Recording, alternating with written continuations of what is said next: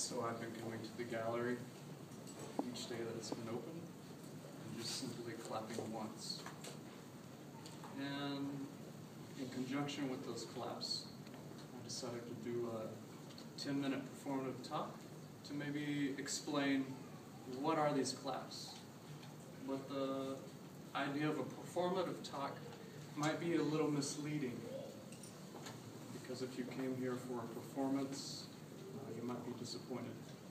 And before I describe the claps, I'm going to turn a page back and ask about relationships. I ask, what is your relationship to being here in this room? Or maybe your relationship to art. How did you get here?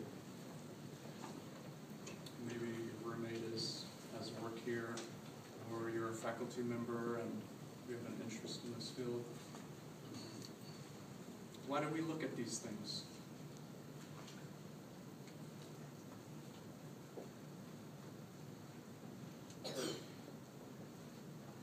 And now turning the page back to these claps. And why the single clap?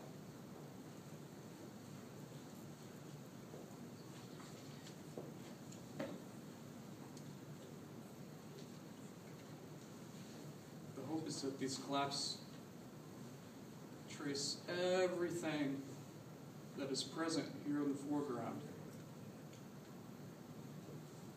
Feeling of gravity in the body,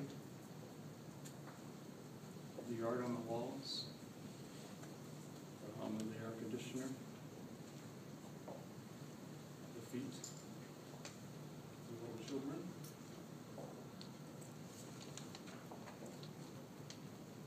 the in-breath, the out-breath. Yesterday in the art building, we were having an open dialogue about art and community. And a gentleman there defined community as when people share something. And so the idea behind these claps is pointing to that which we all share. Maybe it's a feeling of being alive, that breath. Just by coming into this art gallery and getting in touch with that breathing, one can get in touch with the very breathing that was behind these paintings as the artist held the paintbrush or sawed the wood for the chair. And this is a very important way to view art.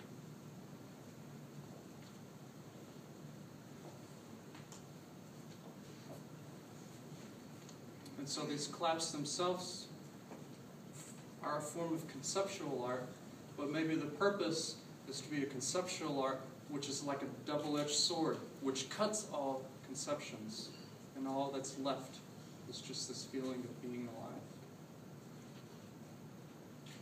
Maybe if we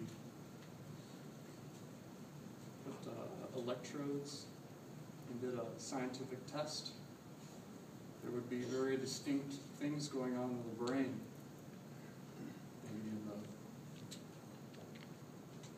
frontal cortex, areas that are attuned to this feeling of being alive. There's a great book by Jo Bolt-Taylor called My Stroke of Insight. And as a neuroscientist, she had a stroke in which a blood vessel burst in her left brain and completely went offline. And for the first time as a scientist, she was very clearly accessing this so-called right side of her brain, in which there was absolutely no separation between her body and that of the environment. She describes not feeling any separation between herself and everything. Her bathroom wall, being in the hospital, being treated by the doctors.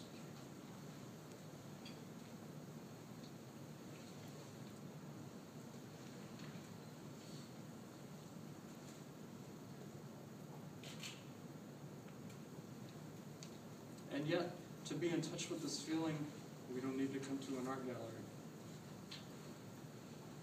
Maybe we're washing a window, we're washing dishes, we're petting a dog.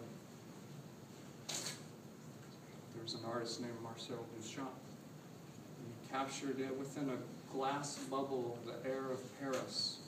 And one of the last things that Duchamp said before he died was that each breath is the artwork.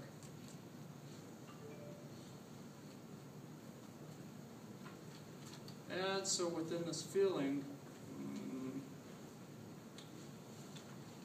of being alive, there is also awareness of death, the impermanence of all things, the impermanence of this body, self, of these paintings, of this table that was once a tree. It will eventually go to the dump and become earth. And that's like us. And these paintings. Nothing's forever. And so looking deeply into this feeling of being alive, one begins to see that there is no artist, there is no artworks, and there is no one to experience the work.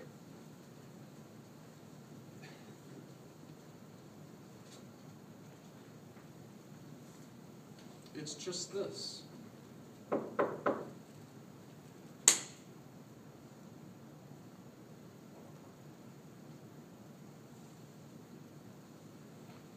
This flower could be a single clap. Thank you for being here. This is the end of my talk.